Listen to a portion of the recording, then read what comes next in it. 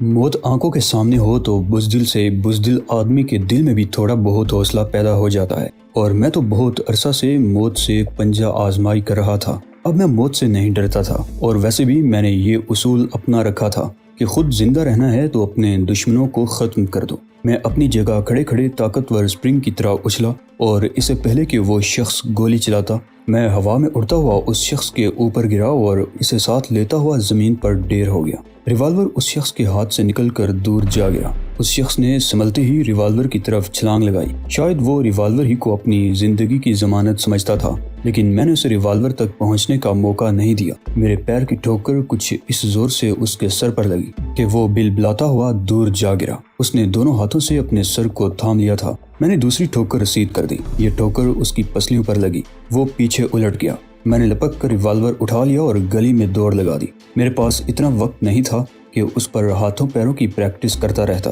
اور پھر یہ اندیشہ بھی تھا کہ اس کا دوسرا ساتھی بھی کسی لمحے یہاں پہنچ جائے گا اور میرے لیے اپنے آپ کو بچانا مشکل ہو جائے گا۔ یہ راستہ ذرا سا گھوم کر مجھے مندر کے دروازے کی طرف لے گیا۔ گلی کے اختتام پر کچھ کھلی جگہ تھی۔ دائیں طرف ایک سنگل سٹوری چھوٹی سی عمارت تھی۔ اس سے آگے ملی ہوئی عمارت 2 منزلہ تھی۔ اس کے ساتھ ہی اوپر جانے کے لیے کشادہ سیڑھیاں تھیں جن پر ٹین کا سائبان سا بنا ہوا تھا۔ سیڑھیوں کے بائیں طرف ایک دیوار سی اٹھی ہوئی تھی جس کے دوسری طرف کھڈ وغیرہ تھے جن میں چند درخت اور جھاڑیوں کی بھرمار تھی۔ مندر کی سیڑھیوں پر اکا دکا لوگوں کی آمد و رفت تھی۔ میں سیڑھیوں پر دوڑتا چلا گیا۔ سیڑھیوں کے اختتام پر بہت بڑا ہال تھا جہاں کچھ لوگ نظر آ رہے تھے۔ میں دائیں طرف دوڑتا چلا گیا اور پھر ایک جگہ پر رک کر ادھر ادھر دیکھنے لگا۔ جیسا کہ میں پہلے بھی بتا چکا ہوں کہ یہ جین مندر ساتھ ساتھ جڑی ہوئی کئی عمارتوں پر مشتمل تھا جو پہاڑی پر دور تک پھیلی ہوئی تھی، اور وہ عمارتیں بتدریج بلند ہوتی چلی گئی تھی۔ باہر سے تو لگتا تھا کہ ایک دوسرے سے ملی ہوئی سفید رنگ کی وہ عمارتیں الگ الگ ہوں، مگر اندر سے وہ ساری عمارتیں ایک ہی تھیں۔ اندر سے یہ مندر عجیب سی بھول بھلیوں کا منظر پیش کر رہا تھا۔ کسی اجنبی کے لیے یہ اندازہ لگانا دشوار تھا کہ کون سا راستہ کس طرف جاتا ہے۔ مندر میں اس وقت زیادہ لوگ نہیں تھے۔ میں وہاں کھڑا ادھر ادھر دیکھتے ہوئے سوچ رہا تھا کہ اس مندر کی دوسری طرف نکلنے کے لیے کوئی نہ کوئی راستہ تو ضرور ہوگا، لیکن میری سمجھ میں نہیں آ رہا تھا کہ مجھے کس طرف جانا چاہیے۔ چند گز دور کھڑا ہوا ایک پجاری میرا حلیہ اور میرے ہاتھ میں ریوالور دیکھ کر چیخ اٹھا۔ اوہ مورکھ ہے! میں اس کی پوری بات نہ سن سکا۔ مندر کے داخلی دروازے کی طرف کچھ ہلچل سی مچی ہوئی تھی۔ ایک عورت کی چیخ سنائی دی اور اس کے ساتھ ہی میں نے آگے کی طرف دوڑ لگا دی۔ داخلی دروازے کی طرف سے بھی دوڑتے ہوئے قدموں کی آوازیں سنائی دے رہی تھی۔ میں ایک ستون کی آڑ میں کھڑا ہو کر دیکھنے لگا۔ دوڑتا ہوا وہ آدمی جلد ہی سامنے آ گیا۔ یہ ان دونوں میں سے ایک تھا جو کار سے اتر کر میرے پیچھے لگے تھے۔ ایک کو تو میں نے ناکارہ بنا دیا تھا اور اس کا ریوالور بھی چھین لیا تھا۔ یہ دوسرا تھا اور اس کے ہاتھ میں ریوالور بھی تھا۔ وہ دائیں طرف دوڑتا چلا گیا۔ میں نے بائیں طرف دوڑ لگا دی۔ میرے دوڑنے کی آوازیں سن کر وہ شخص پیچھے مڑا اور گولی چلا دی۔ میں بڑی پھرتی سے ایک اور ستون کی آڑ میں ہو گیا اور جوابی فائر کر دیا۔ مندر کا اندرونی حصہ گولیوں کی آواز سے گونج اٹھا۔ کچھ لوگ خوف سے چیختے ہوئے ادھر ادھر بھاگنے لگے۔ موقع سے فائدہ اٹھاتے ہوئے میں ایک طرف دوڑتا رہا۔ میں نے محسوس کیا تھا کہ میں مسلسل بلندی کی طرف جا رہا تھا۔ بڑے لمبے چوڑے ہال تھے اور ایک ہال کے اوپر جانے کے لیے چند سیڑھیاں تھیں۔ میں شاید مندر کے انتہائی اندرونی حصے کی طرف نکل آیا۔ وہ شخص غالباً بہت پیچھے رہ گیا تھا اور راہداریوں کی بھول بھلیوں میں مجھے تلاش کر رہا تھا۔ میں ایک دروازے کے قریب رک گیا۔ چند لمحے متجسس نگاہوں سے ادھر ادھر دیکھتا رہا۔ پھر جب ایک طرف سے دوڑتے ہوئے قدموں کی آواز سنائی دی تو میں نے دروازے کے ہینڈل پر ہاتھ رکھ کر گھمایا۔ اندر داخل ہو کر میں نے دروازہ بولٹ کر دیا اور سامنے دوسرے دروازے کی طرف لپکا۔ یہ دروازہ بھی لاک نہیں تھا۔ اس کے دوسری طرف ایک تنگ سی راہداری تھی جس کے اختتام پر ایک اور دروازہ تھا۔ میں نے دروازہ کھولا تو اچھل پڑا۔ اس کمرے کے اندر کا منظر بڑا دلچسپ تھا۔ یہ وسیع کمرہ بہت شاندار طور پر آراستہ تھا۔ ایک ننگ دڑنگ ہٹے کٹے پجاری اور 2-3 عورتوں سے وہ کمرہ بھرا ہوا تھا۔ پجاری ایک بڑی سی چوکی پر بیٹھا ہوا تھا۔ وہ چوکی بڑی آرام دہ تھی۔ ایک لڑکی پجاری کو شراب پلا رہی تھی اور دوسری پیچھے سے اس پر جھکی ہوئی تھی۔ مندروں اور پجاریوں کے بارے میں نے بہت کچھ دیکھا تھا۔ بعض فلموں میں ایسے مناظر بھی دیکھے تھے جس سے ثابت ہوتا تھا کہ یہ مندر عبادت گاہیں نہیں بلکہ پجاریوں کی عیاشی کے اڈے تھے۔ مندروں پر غنڈوں، بدماشوں اور جرائم پیشہ پجاریوں کا قبضہ تھا، اور اس وقت یہ منظر میں اپنی آنکھوں سے دیکھ رہا تھا۔ اس کمرے میں دائیں طرف ایک اور دروازہ بھی نظر آ رہا تھا جو نیموا تھا۔ مجھے دیکھ کر وہ تینوں اچھل پڑے۔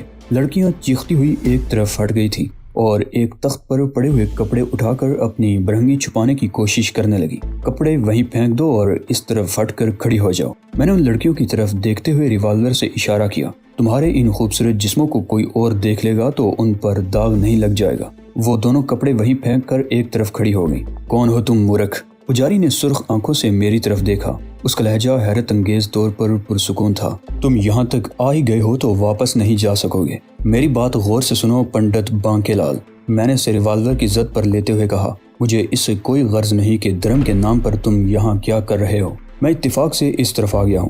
اگر تم مجھے باہر نکلنے کا راستہ بتا دو تو میں سب کچھ بھول جاؤں گا۔ میں سمجھوں گا کہ یہاں میں نے کچھ نہیں دیکھا۔ تم کون ہو اور یہاں تک کیسے آئے؟ پجاری نے مجھے گورا۔ تمہارا حلیہ اور تمہارے ہاتھ میں یہ ریوالور؟ کچھ لوگ میرا پیچھا کر رہے ہیں، مجھے قتل کرنا چاہتے ہیں۔ میں نے اس کی بات کاٹتے ہوئے کہا، میرے پاس زیادہ وقت نہیں ہے، مجھے یہاں سے نکلنے کا راستہ بتاؤ اور عیش کرتے رہو۔ کہاں جانا چاہتے ہو؟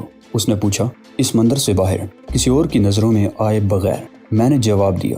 مجھے معلوم ہے اس مندر میں بہت سے ایسے راستے ہیں جہاں سے خفیہ طور پر آمد و رفت ہو سکتی ہے۔ مجھے بھی کسی ایسے ہی راستے سے باہر نکال دو اور بے فکر ہو کر ان خوبصورت ناریوں سے جی بہلاتے رہو۔ للیتا، پنڈت نے ایک لڑکی کو مخاطب کرتے ہوئے کہا، اس راکشس کو اس طرف سے باہر نکال دو۔ صرف للیتا نہیں، تم دونوں بھی میرے ساتھ چلو گے۔ میں نے ریوالور سے اشارہ کیا اور پھر میں نے اسے اپنی جگہ سے اٹھنے پر مجبور کر دیا۔ میں نے ان میں سے کسی کو کپڑے پہننے کا موقع بھی نہیں دیا۔ للیتا نامی لڑکی نے دوسرا دروازہ کھول دیا۔ یہ بھی شاندار طریقے سے آراستہ کمرہ تھا۔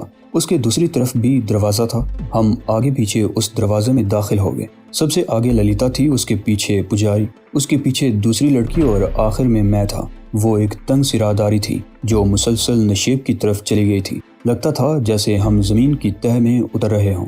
راستے میں 2-3 اور راہداریاں بھی ملی تھی، لیکن ہم اس راہداری میں چلتے رہے۔ اس راہداری کا اختتام ایک کمرے پر ہوا۔ اس کمرے سے نکل کر ہم ایک اور کمرے میں آ گئے۔ پجاری کے اشارے پر للیتا نے سامنے والا دروازہ کھولا اور اس کے ساتھ ہی میرے چہرے پر مسکراہٹ آ گئی۔ اس دروازے سے تقریباً 50 گز آگے وہ سڑک تھی جہاں وہ دونوں کاریں کھڑی تھی۔ سڑک اور اس دروازے کے بیچ ویران سی جگہ تھی اور اونچی جھاڑیاں پھیلی ہوئی تھی۔ اس سرنگ میں چلتے ہوئے میں نے پنڈت سے کچھ معلومات حاصل کر لی تھی۔ یہ اچال گڑھ کا علاقہ تھا اور جس مندر میں اس وقت موجود تھا یہ اشال شودر مندر تھا۔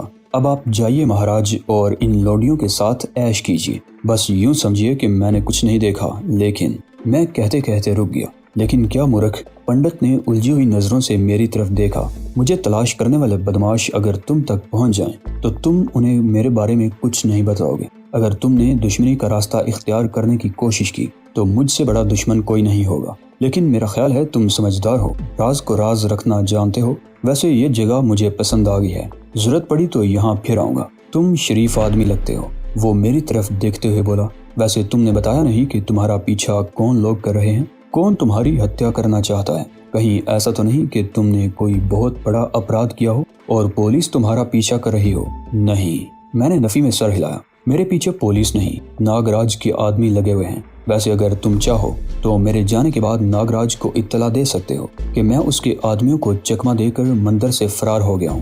وہ راکشس، شیطان، پنڈت نے دانت کچکچائے۔ وہ انسان نہیں، درندہ ہے۔ اس نے یہاں کے لوگوں کا جینا حرام کر رکھا ہے۔ وہ غنڈہ ہے، بدماش ہے۔ اس نے پولیس کو قبضے میں کر رکھا ہے، کئی نیتا بھی اس کے قبضے میں ہیں۔ اس نے دھرم کے نام پر یہاں بدماشی کے اڈے کھولے ہیں۔ وہ جس کو چاہے موت کے گھاٹ اتار دیتا ہے، کوئی اسے پوچھنے اور روکنے والا نہیں۔ اس نے دھرم شٹ کر دیا ہے۔ میری آنکھوں میں چمک سی ابھر آئی۔ کم از کم ایک آدمی تو ایسا ملا تھا جو ناگراج کو پسند نہیں کرتا تھا۔ اس کی باتوں سے یہ بھی اندازہ ہو رہا تھا کہ ناگراج نے اس شہر میں اچھی خاصی دہشت پھیلا رکھی ہے۔ ناگراج سے دشمنی مول لے کر تم نے اپنے لیے مصیبتیں کھڑی کر لی ہیں۔ وہ میری طرف دیکھتے ہوئے کہہ رہا تھا، اس شہر میں تمہیں کوئی بھی پناہ دینے کو تیار نہیں ہوگا، اس لیے میرا مشورہ ہے کہ جتنی جلد ممکن ہو سکے یہاں سے نکل جاؤ۔ میرا خیال ہے تمہاری طرح کچھ اور لوگ بھی تو ہوں گے جو ناگراج کو پسند نہ کرتے ہوں۔ میں نے کہا، اس ناگ کے ڈسے ہوئے بہت ہیں۔ پنڈت نے کہا، لیکن کوئی اس کے خلاف آواز نہیں اٹھائے گا اور نہ ہی کوئی تمہاری مدد کرے گا، تم بھی نہیں۔ میں نے اس کے چہرے پر نظریں جما دی۔ وہ بوکھلا سا گیا۔ وہ بہت شکتی والا ہے، میں اس کے خلاف تمہاری کیا مدد کر سکوں گا؟ میں خاموشی سے اس کی طرف دیکھتا رہا۔ ان لڑکیوں کی موجودگی میں میں اسے کوئی بات نہیں کر سکتا تھا۔ وہ بھی مجھ سے نظریں چرانے لگا۔ میں ایک بار پھر ادھر ادھر دیکھنے لگا۔ یہ جگہ 3-4 کمروں کا ایک باقاعدہ مکان تھا اور اس میں ضرورت کی چیزیں بھی موجود تھیں۔ اس دوران دوسرے کمرے سے ایسی آوازیں سنائی دی جیسے انٹرکام کا بزر بجا ہو۔ وہ تینوں چونک گئے۔ پنڈت نے للیتا کو اشارہ کیا۔ وہ اس کمرے میں چلی گئی۔ اس کی واپسی میں 2 منٹ لگے تھے۔ اس کی آنکھوں میں تشویش نمایاں تھی۔ وہ کچھ دیر تک پنڈت کے کان میں سرگوشی کرتی رہی، پھر پنڈت میری طرف متوجہ ہو گیا۔ ناگراج کے 2 آدمی مندر کی تلاشی لے رہے ہیں۔ انہیں شبہ ہے کہ مندر کے پجاریوں نے تمہیں کہیں چھپا رکھا ہے۔ تم اس وقت جاؤ، میرا اوپر جانا بہت ضروری ہے۔ وہ بات کرتے کرتے للیتا کی طرف مڑ گیا۔ للیتا، اس منچ کو چابی دو۔ وہ پھر میری طرف متوجہ ہو گیا۔ اس مکان کی چابی لے جاؤ۔ جب یہاں ہو تو 7 والے کمرے میں انٹرکام پر 003 کے بٹن دبا دینا۔ مجھ سے رابطہ ہو جائے گا۔ اب تم جاؤ، اس وقت تمہارا یہاں رہنا ٹھیک نہیں ہے۔ اس کے اشارے پر للیتا نے دوسرے کمرے سے مجھے ایک چابی لا کر دی۔ میں نے چابی بڑی احتیاط سے جینز کی جیب میں ڈالی اور دروازے سے باہر نکل گیا۔ میرے نکلتے ہی للیتا نے دروازہ بند کر دیا۔ دور سڑک پر اسٹریٹ لائٹ جل رہی تھی، لیکن اس کی روشنی یہاں تک نہیں پہنچ رہی تھی۔ مکان کے سامنے گہری تاریکی تھی۔ میں جاڑیوں میں الجھتا اور تاریکی میں ٹھوکریں کھاتا سڑک کی طرف چلتا رہا۔ ریوالور میرے ہاتھ میں تھا۔ میرے بازو کے زخم میں تکلیف بڑھتی جا رہی تھی۔ سڑک سے چند گز کے فاصلے پر پہنچ کر میں رک گیا اور محتاط نگاہوں سے ادھر ادھر دیکھنے لگا۔ 5 منٹ کے دوران صرف 2 گاڑیاں وہاں سے گزری تھیں اور وہ دونوں کاریں دائیں طرف 50-60 گز کے فاصلے سے سڑک پر کھڑی تھیں۔ میں بڑی گہری نظروں سے اس طرف دیکھ رہا تھا۔ کسی کار کے اندر یا قرب و جوار میں کسی کی موجودگی کے آثار نظر نہیں آ رہے تھے۔ وہ 2 آدمی تھے اور دونوں اس وقت جین مندر میں مجھے تلاش کر رہے تھے۔ ان میں سے ایک کا پستول میرے قبضے میں تھا۔ میں جاڑیوں سے نکل کر سڑک پر آ گیا اور محتاط نگاہوں سے ادھر ادھر دیکھتا ہوا تیزی سے کاروں کی طرف چلنے لگا۔ پیچھے والی کار کے قریب پہنچ کر میں رک گیا۔ جو کار میں نے اس عورت سے چھینی تھی، اس کا تو پیٹرول ختم ہو گیا تھا اور اسی وجہ سے مجھے اس جین مندر میں پناہ لینی پڑی تھی، اور اب یہ دوسری کار ہی میرے کام آ سکتی تھی۔ میں نے ڈرائیونگ سائیڈ کا دروازہ کھولا۔ چابی اگنیشن میں لگی ہوئی تھی۔ میں نے سیٹ پر بیٹھ کر بڑی آہستگی سے دروازہ بند کر دیا اور انجن سٹارٹ کرنے لگا۔ میں نے گاڑی واپس گھما دی اور اسے تیزی سے دوڑانے لگا۔ مجھے اب بھی کچھ پتہ نہیں تھا کہ کہاں جا رہا ہوں۔ میں یہاں سے دور نکل جانا چاہتا تھا۔ مندر سے مایوس ہونے کے بعد وہ یقیناً مجھے آس پاس کے علاقوں میں تلاش کرنے کی کوشش کریں گے، لیکن اس گاڑی کی وجہ سے مجھے دور جانے کا موقع مل رہا تھا۔ تقریباً 2 میل آگے پہلا چوراہا تھا۔ چوراہے کے ایک طرف خوبصورت عمارت پر لگے گھڑیال کی سوئیاں 11 کا وقت بتا رہی تھی۔ چوراہے سے آگے نکلتے ہی سرخ بتی سے مجھے رکنے کا اشارہ کیا گیا۔ میرے دل کی دھڑکن تیز ہو گئی۔ ایک پولیس کی وردی میں اور 2 سادہ لباس میں تھے۔ پولیس والے کے ہاتھ میں رائفل تھی، جبکہ سادہ لباس دونوں کے ہاتھوں میں ریوالور یا پستول تھے۔ ایک سادہ لباس والا سرخ شیڈ والی ٹارچ لیے سڑک کے عین وسط میں کھڑا تھا اور ٹارچ کو حرکت دیتے ہوئے رکنے کا اشارہ کر رہا تھا۔ میں نے کار کی رفتار کم کر دی۔ وہ شاید مطمئن ہو گئے تھے کہ کار رکنے والی ہے، لیکن قریب پہنچ کر میں نے ایک دم ایکسیلیٹر پر پوری قوت سے پیر کا دباؤ ڈال دیا۔ کار ایک دم جیسے ہوا میں اچھلی۔ سامنے کھڑے ہوئے شخص نے بڑی تیزی سے ایک طرف چھلانگ لگائی تھی، مگر اس کا ایک پیر کار کی سائڈ سے ٹکرا گیا۔ وہ اچھل کر گرا۔ کار کی رفتار تیز ہونے کے باوجود میں نے اس کی چیخ سن لی تھی۔ اس کے دونوں ساتھی پہلے اس کی طرف دوڑے، پھر قریب کھڑی ہوئی موٹر سائیکل کی طرف لپکے۔ میں کار کی رفتار بڑھاتا چلا گیا۔ آگے کوئی شاپنگ سینٹر تھا۔ تیز اور رنگ برنگی روشنیاں دور ہی سے نظر آ رہی تھی۔ کسی شاپنگ ایریا کی طرف جانے میں پھنس جانے کا خطرہ تھا۔ میں نے کار ایک سڑک پر بائیں طرف گھما دی اور اس وقت گردن گھما کر پیچھے بھی دیکھا تھا۔ میرے تعاقب میں آنے والی موٹر سائیکل بہت دور تھی۔ یہ رہائشی علاقہ تھا۔ میں کار کو مختلف سڑکوں پر گھماتا رہا اور پھر ایک موڑ پر گھومتے ہی زوردار دھماکہ ہوا۔ کار لہرا گئی۔ میرا دل اچھل کر حلق میں آ گیا۔ میرے رکتے رکتے بھی کار ایک بنگلے کی دیوار سے ٹکرا گئی۔ میں سیٹ پر اچھل گیا۔ میرا سر ونڈ سکرین سے ٹکرایا، لیکن غنیمت ہوا کہ چوٹ زیادہ نہیں لگی تھی۔ دوسرے ہی لمحے میں نے دروازہ کھول کر کار سے باہر چھلانگ لگا دی اور جیب سے ریوالور نکال کر کار کی آڑ میں پوزیشن لے لی۔ میرا خیال تھا کہ کار پر فائرنگ کی گئی تھی، جس سے ایک ٹائر بسٹ ہو گیا تھا، لیکن کار رکنے کے بعد بھی کوئی سامنے نہیں آیا، نہ ہی کسی طرف سے فائر ہوا۔ ٹائر کسی نوکیلے پتھر یا کسی ایسی ہی چیز کی وجہ سے برسٹ ہوا تھا۔ بہرحال یہ کار بھی ہاتھ سے نکل گئی اور میں بھی بیچ مجدار ہی میں تھا۔ کوئی ایسی جگہ نہیں ملی تھی جہاں اپنے آپ کو محفوظ سمجھ سکتا۔ بنگلے کے اندر سے زور زور سے بولنے کی آواز سن کر میں چونک گیا۔ وہ کم از کم 2 آدمی تھے جو دھماکے کی وجہ معلوم کرنے کے لیے باہر آ رہے تھے۔ میں نے ایک طرف دوڑ لگا دی۔ میں جانتا تھا کہ چند منٹ بعد یہاں لوگ جمع ہو جائیں گے اور پولیس کو اس کی اطلاع دی جائے گی۔ اور پھر اس علاقے میں وسیع پیمانے پر میری تلاش شروع ہو جائے گی۔ تقریباً 15 منٹ بعد میں اس سڑک پر پہنچ گیا جہاں ایک کانسٹیبل اور 2 سادہ لباس والوں نے مجھے روکنے کی کوشش کی تھی۔ دائیں طرف وہ شاپنگ سینٹر تھا جہاں روشنیاں جگمگا رہی تھی۔ میں تیزی سے سڑک پار کر کے دوسری طرف آ گیا۔ اس طرف بھی رہائشی علاقہ تھا۔ راستے اونچے نیچے تھے جس سے اندازہ لگایا جا سکتا تھا کہ علاقہ پہاڑیوں کے دامن میں اور پہاڑیوں پر آباد ہے۔ میں بنگلوں سے بہت دور قدرے دائیں طرف نکل گیا۔ ایک اکہری مگر قدرے پھیلی ہوئی عمارت الگ تھلگ نظر آ رہی تھی۔ عمارت کے گیٹ پر ایک بلب بھی روشن تھا۔ عمارت کی پیشانی پر ایک پرانا سا بورڈ لگا ہوا تھا جس پر ہندی اور انگریزی میں کچھ لکھا ہوا تھا۔ میں نے کچھ آگے بڑھ کر بورڈ پر انگریزی تحریر پڑھی، میرا بائی آشرم۔ میں اس آشرم کے اوپر سے گھوم کر پچھلی طرف چلا گیا۔ آشرم کی عمارت سے تقریباً 20 گز کے فاصلے پر ایک بڑی وسیع و عریض 4 دیواری نظر آ رہی تھی جس میں لوہے کا ایک گیٹ بھی لگا ہوا تھا۔ اس وقت چاند طلوع ہونے لگا۔ یہ جگہ اگرچہ ویران تھی لیکن میں احتیاط کا دامن ہاتھ سے چھوڑنا نہیں چاہتا تھا۔ چاند کی مدھم سی روشنی فضا میں پھیلتے ہی میں ایک پتھر کی آڑ میں ہو گیا۔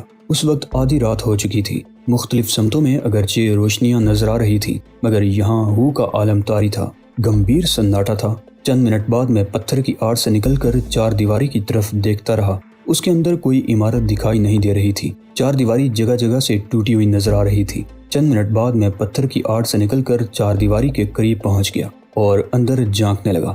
بہت وسیع و عریض احاطہ تھا۔ دائیں طرف ایک جگہ ملبے کا ڈھیر نظر آ رہا تھا اور بائیں طرف احاطے کے تقریباً وسط میں ایک اونچے چبوترے پر ایک بارہ دری سی دکھائی دے رہی تھی۔ مجھے اندازہ لگانے میں دشواری پیش نہیں آئی کہ یہ احاطہ ویران تھا اور رات گزارنے کے لیے میرے لیے محفوظ جگہ تھی۔ میں شکستہ دیوار پر چڑھ کر اندر کود گیا اور دبے قدموں بارہ دری کی طرف چلنے لگا۔ وہ بارہ دری دراصل ایک چھوٹا سا مندر تھا۔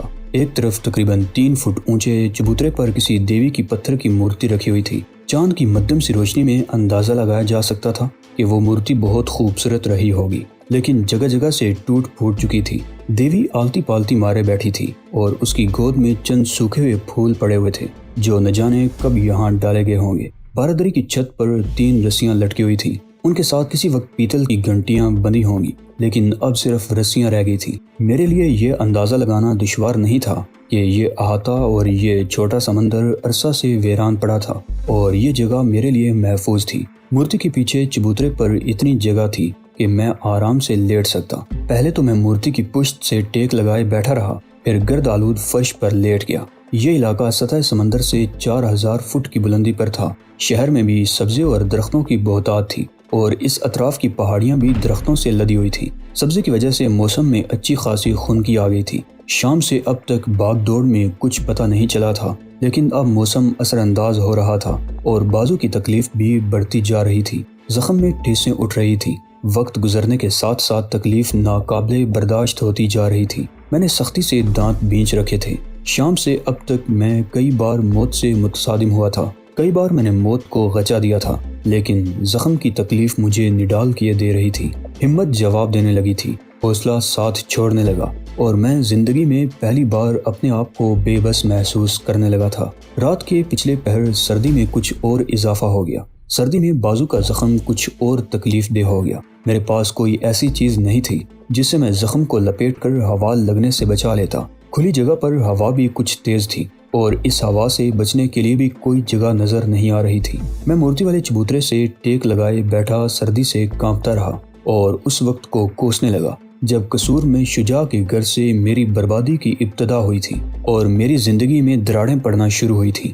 ہاں، میری بربادی کے ذمہ دار وہی لمحات تھے۔ بہرحال بازو کے زخم میں اب بڑی شدت سے ٹھیسیں اٹھ رہی تھی۔ میں نے ٹی شرٹ اتار کر بازو پر لپیٹ لی تاکہ زخم کو ہوا سے بچایا جا سکے۔ ایک لمحہ کو میرے ذہن میں یہ خیال بھی آیا تھا کہ جن مندر چلا جاؤں۔ مندر کے بیرونی مکان کی چابی میرے پاس موجود تھی۔ میں رات کا باقی حصہ تو آرام اور سکون سے وہاں گزار سکتا تھا لیکن پھر یہ خیال ذہن سے نکال دیا۔ پورے شہر میں میری تلاش ہو رہی تھی۔